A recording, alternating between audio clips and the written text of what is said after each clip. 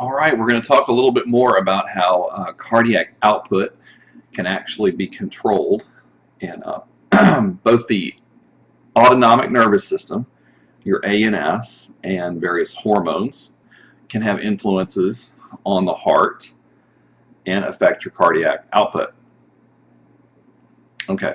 All right, so you guys learn about a little bit about the autonomic nervous system when you study the nervous system in biology 201. And again, the ANS, or the autonomic nervous system, is the branch of your nervous system that is under involuntary control and controls various bodily processes. And don't forget too, you've got a sympathetic branch and a parasympathetic branch. And the sympathetic branch tends to accelerate the functions of some body systems that are necessary for you to get through fight or flight type situations, periods of stress, you're running, you're being chased by a lion, that type of things. The parasympathetic branch is sometimes called the rest and digest branch because it returns you to a normal resting type state. And so both of these branches have impacts on various body systems in different ways, so we'll talk about them as we go through the semester. So the ANS is going to influence two things, both your heart beat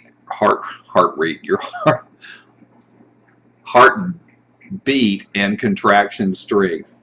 Heart rate, I think, is really the better thing to put there. That's why I was saying heart rate. Heart rate and contraction strength. If you guys remember, cardiac output equals heart rate times stroke volume. So if we increase either of those two things, we're going to increase our cardiac output. All right, the portions, or the main control centers for the heart that are parts of the ANS, are called the cardiac centers, and they're located in the brainstem, in the portion of the brainstem called the medulla oblongata. And so you have clusters of neuron cell bodies in that location that help control cardiac output. And so you've got an area called the cardioacceleratory center, where you have neurons that when they generate impulses, those are going to travel to the heart. And the cardioacceleratory center is part of your sympathetic branch of the nervous system. So fight or flight type responses, you need to increase your heart rate, you need to increase contraction force so that you can circulate more blood more quickly throughout the body. You got to increase your cardiac output. So in general, this branch is going to increase cardiac output. Your cardioinhibitory center is also located in the medulla oblongata. It's part of your parasympathetic nervous system, so it helps dial things back to a normal state. And so it's actually going to wind up decreasing cardiac output. This is a diagram from your textbook, which is showing, so this is supposed to be a slice through the medulla oblongata, that part of the brain stem. And if you guys remember from studying the nervous system, the brown areas on the diagram represent gray matter areas. That's where you have neuron cell bodies. And your white matter areas on there are tracks through which axons extend off of those neurons. And they have myelin around them, and that gives it kind of a whitish color. So your cardioinhibitory center is located more or less kind of over in here, and the neuron cell bodies in there, the axons of those extend outward, and there's not just one, there's a whole bunch of them. And the axons travel through the vagus nerve, if you remember that. Of course, you've got a left and a right vagus nerve. Those are your cranial nerve pairs, number 10. And so the axons extend downward almost all the way to the heart, and then they form synapses over here with other neurons that extend to the heart, to the SA node and the AV node. And they secrete neurotransmitters which influence how frequently the SA node and the AV node depolarize. All right, so if it's the parasympathetic branch of the nervous system, do you think it's going to be telling the SA node and the AV node to depolarize more frequently or less frequently? Hopefully you're thinking less frequently, because what we're going to do is we want to decrease our heart rate. If you want to decrease cardiac output, one way to do that is to decrease your heart rate. Cardiac output is heart rate times stroke volume. So if you decrease your heart rate, that's going to reduce your cardiac output overall. All right, now how about, let me erase all of that. How about the sympathetic branch of the nervous system? So you do have neurons up here in an area called the cardioacceleratory center. Their cell bodies are up there, and they send signals that are going to help increase heart rate and increase contraction force of the heart. So their axons, what they're showing you here on this diagram, their axons extend to down into the spinal cord. There are neuron cell bodies in the thoracic part of the spinal cord that are involved in cardiac acceleration. Their cell bodies are there, and then they have axons that extend over.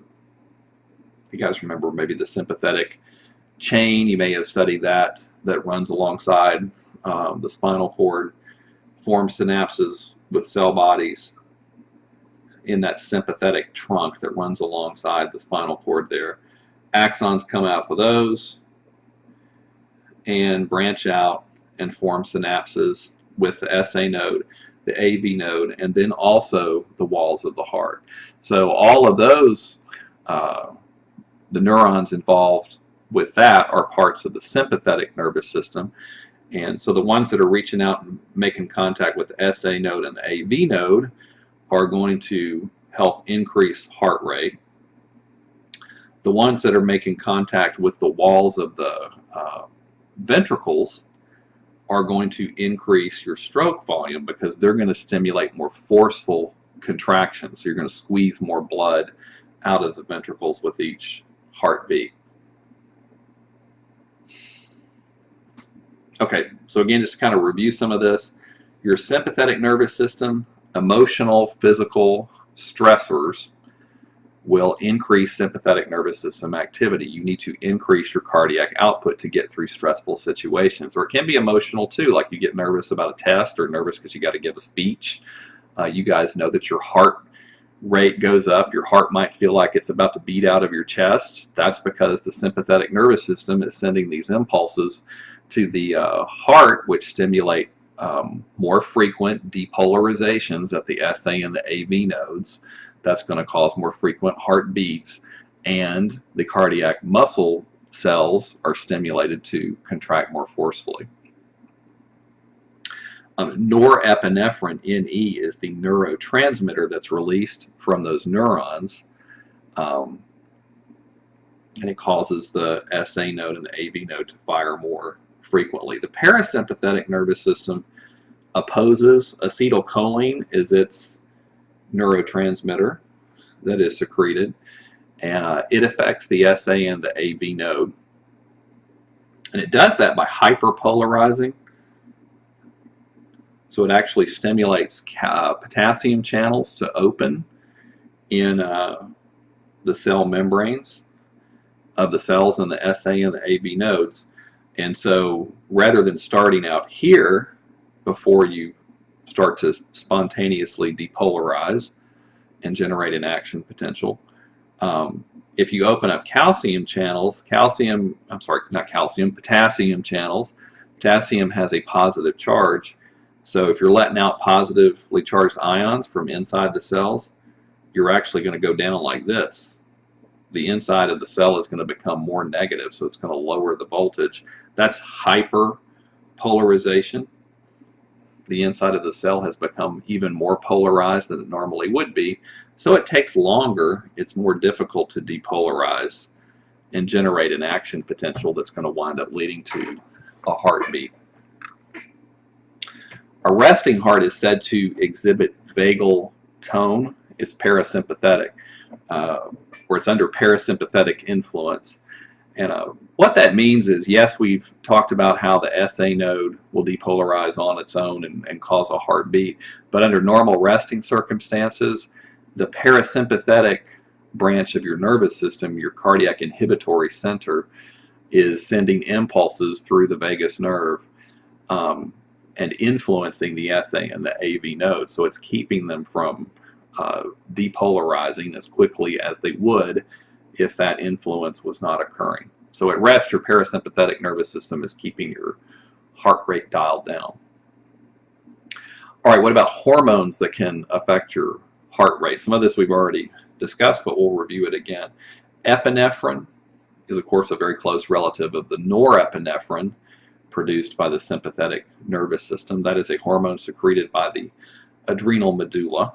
And so it's going to have effects just like norepinephrine does from the sympathetic nervous system. It's going to increase heart rate, going to increase contractility. Both of those things increase cardiac output. Thyroxine, thyroid hormone, enhances the effects of norepi and epi. And again, that makes sense. Thyroxine hormones increase metabolism. And if your cells have increased their metabolism, they need more oxygen gas, they need more nutrients, so your cardiac output better go up to supply those types of things.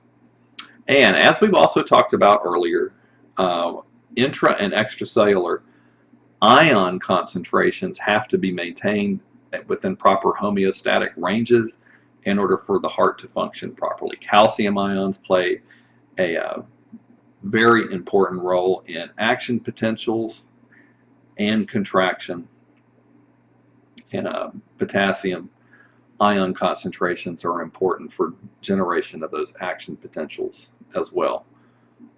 All very important stuff. This is a really good diagram from your textbook that you should take a look at, because it's kind of summarizing these things that we've been talking about with regard to cardiac output, and follow along there and make sure that you understand what's going on with this diagram. And what they're showing you is, okay, here's some kind of stimulus up here at the top in green.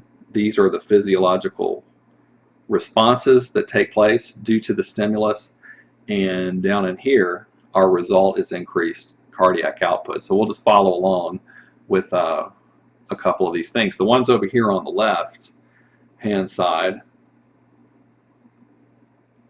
oops, hang on, are all leading to increasing your stroke volume. You're squeezing out more blood with each contraction of the ventricles. So what can do that? If you are exercising, exercising increases the flow of blood. It increases the amount of blood that is returning to the right atrium with each heartbeat. All right, so that's increasing venous return. Same thing happens if your heart rate goes down. That's something else that will allow more time. You have a longer period of time between each heartbeat. That also is going to increase your ventricular filling, the amount of time that takes place and that allows passive filling of the ventricles to take place. Both of those things are going to increase your venous return, the amount of blood that's flowing down into the ventricles before they contract. So that is going to increase your end diastolic volume. That's the amount of blood you have in there just before the ventricles start contracting at the end of diastole. That's your preload. If your preload is higher, the ventricles are going to contract more forcefully. That increases your stroke volume. That leads to increased cardiac output. Over here, the epinephrine, thyroxine, too much calcium, increased calcium ion concentration would be another thing that would impact contractility. All of those things increase contractility, how forceful the walls of the ventricles are contracting. The greater force of contraction, that's going to lower the end systolic volume. That's how much blood do you have left over in the ventricles after they contract. They don't squeeze out every drop of blood. And that also is going to increase your stroke volume, which leads to a higher cardiac output. Over here, exercise, fright, anxiety, any of those types of things, those jack up your sympathetic activity, which leads to an increase in heart rate, you see down here, and also increases your contractility that you see over there. Parasympathetic activity would have the opposite effect, so exercise, fright, and anxiety are actually going to decrease your parasympathetic activity. Decreased parasympathetic activity increases your heart rate. That's because if you increase parasympathetic activity, that is going to decrease your heart rate. A lower heart rate would lead to lower cardiac output, and that's what you want during restful periods. So all of these things that you see there together can lead to an increased cardiac output down there at the bottom. So, as you're reviewing this topic, be sure you understand why those different things lead to an increased cardiac output. Other things that influence your heart rate, some of these we should know offhand. Your age, as you age, your cardiac muscle fibers are not functioning quite as well as they did before. Some of them may be dying and not being replaced. Your intrinsic conduction system may not work properly. Your autonomic nervous system is not going to work quite as well as it used to. So all of those things are going to start impacting your heart rate as well. Gender, males have a greater cardiac output on average than females. Amount of exercise you do. If you are an endurance athlete, you exercise regularly, your cardiac output is going to go up. Body temperature is something else that can influence your heart rate and consequently your cardiac output. That makes sense as well, though. Like if you have a fever, like this poor little girl over here, your body temperature goes up. Well, what happens with chemical reactions when you slightly increase the temperature? Chemical reactions usually speed up. So with a higher body temperature, our metabolism goes up. All right, so that is going to place increased demands on the body for oxygen and nutrients. You're going to have to circulate blood faster around the body, so we're going to have to increase our cardiac output to make that happen. Incidentally, you might be wondering, one thing I didn't talk about is if you are an athlete, why is your resting heart rate lower? Why is it lower? If we think about that for a second. When you're an athlete, all right, so if you think about it, your cardiac output is your heart rate times your stroke volume. Okay, if you are an athlete, your stroke volume is always higher even at rest because your cardiac muscle fibers in the walls of the heart and the myocardium, they undergo atrophy, hypertrophy, just like your skeletal muscle fibers do. So they can increase in size and contract with more force with each heartbeat. So that means your stroke volume is always going to be up. So if you need to maintain a certain cardiac output, if your stroke volume is up, it's going to take a lower heart rate to make you achieve a certain cardiac output. So that's why in order to achieve a certain cardiac output at rest, if you're an endurance athlete, you don't need as high of a heart rate to supply your cells and tissues under normal conditions. So your heart rate will go down. So it's not unusual for your resting heart rate to be in the 40s or even lower if you are someone who engages in a lot of exercise. With lecture 13, we're going to talk about a few more homeostatic imbalances associated with the heart, and also a few developmental type things like what goes on in a fetal heart as well. And that will wind up finishing up the content that we're going to cover in Unit 2 for Chapter 18. There will be a little bit of content from Chapter 18 that spills over into Unit 3, but this is where we'll actually cut off our Chapter 18 content.